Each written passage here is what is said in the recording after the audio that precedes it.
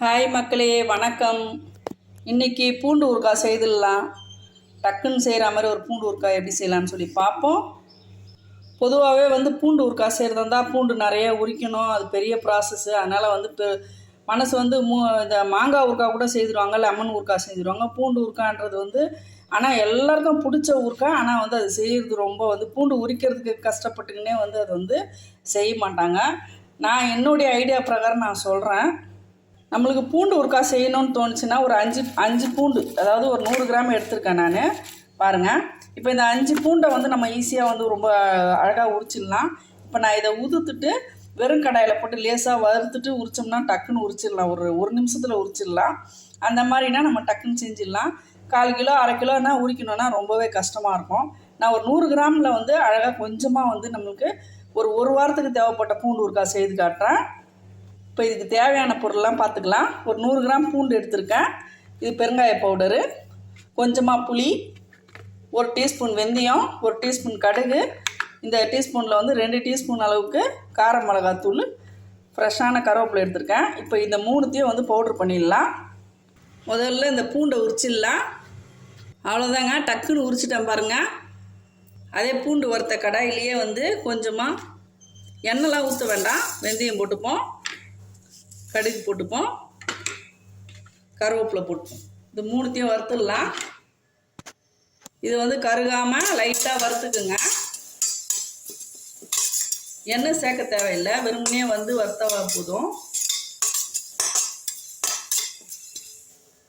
அவ்வளோதாங்க, நல்லா வறுப்பட்டுடுச்சு. இப்போ இதை எடுத்து ஒரு பிளேட்டில் போட்டுக்கலாம். புளியும் கரைச்சிட்டேங்க. இது நல்லா ஆறினோன்னு நம்ம பவுட்ரு பண்ணிக்கலாம். புளி 1 கிண்ண அளவு வந்திருக்கு. இப்போ இதை மிக்ஸி ஜாரில் போட்டு பவுட்ரு பண்ணிக்கலாம்.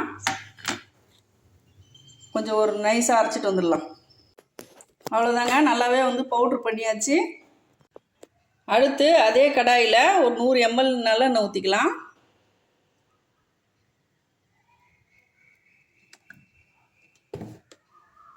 எண்ணெய் நல்லா காயட்டும். இந்த பூண்டு எடுத்து போட்டுக்கலாம்.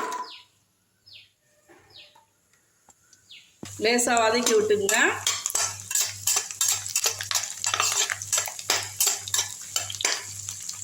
லேசாக வதக்கினா போதுங்க. இப்போ இதை அப்படியே எடுத்துடலாம்.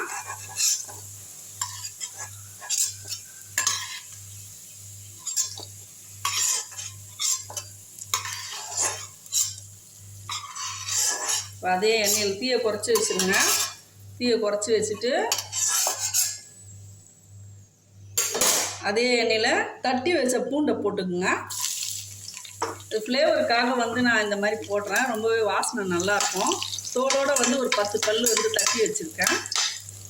போட்டுக்கலாம். தீயை ஃப்ளேமை ஃபுல்லாக கம்மி பண்ணிவிடுங்க. இதில் கொஞ்சமாக பெருங்காயம் போட்டுப்போம்.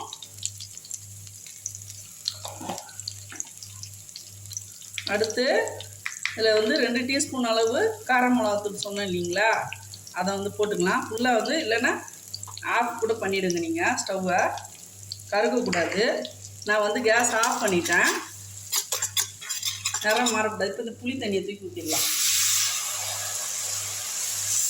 இப்போ கேஸ் ஆன் பண்ணி விட்ருங்க.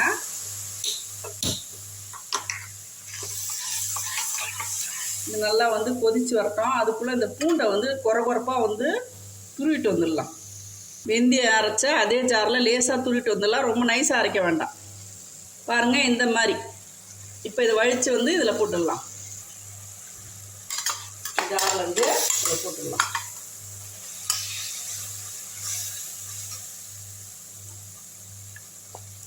இதிலே இந்த வெந்தயம் கடுகு பொடியும் போட்டுடலாம்.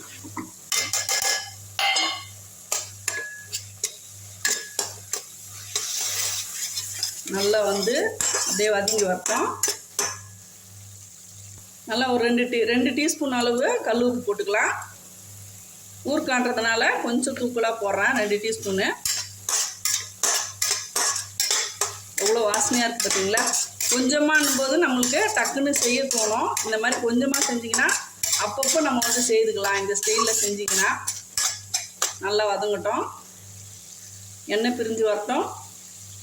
இதில் 1 டீஸ்பூன் அளவு மண்டை வெல்லம் போட்டுக்குங்க. டேஸ்ட்டு ரொம்பவே சூப்பராக இருக்கும், தூக்கி கொடுப்போம். அப்படியே நல்லா சுண்டி வரட்டும். நம்ம வந்து வதக்கி அரைச்சிட்டோம்னா பூண்டு வாசனை வராதுங்க.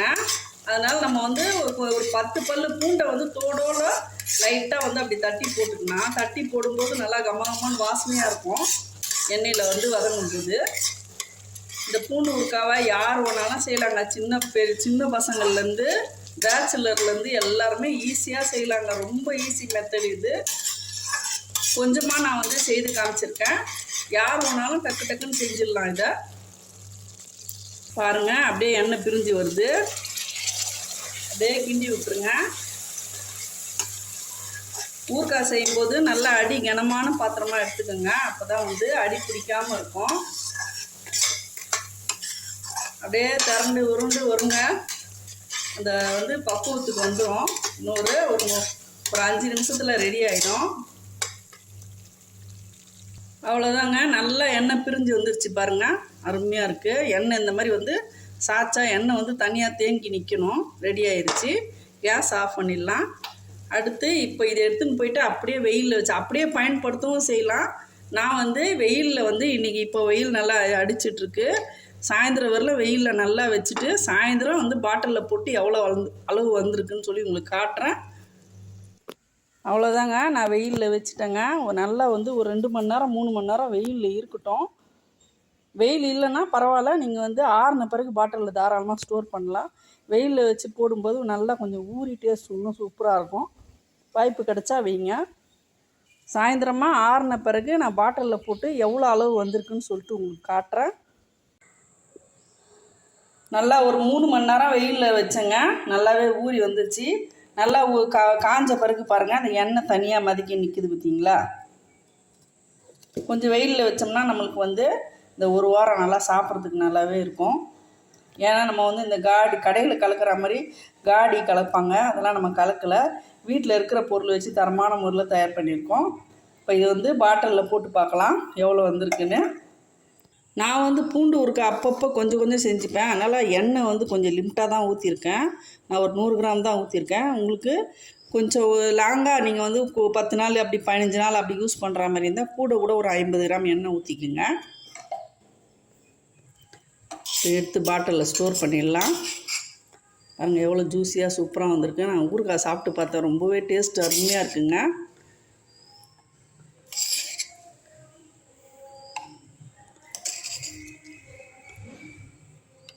பாருங்க, நம்மளுக்கு எப்படியோ வந்து இந்த பாட்டில் வந்து 200 கிராம் பாட்டிலுங்க, பூண்டு ஊறுகாய் பாட்டிலு.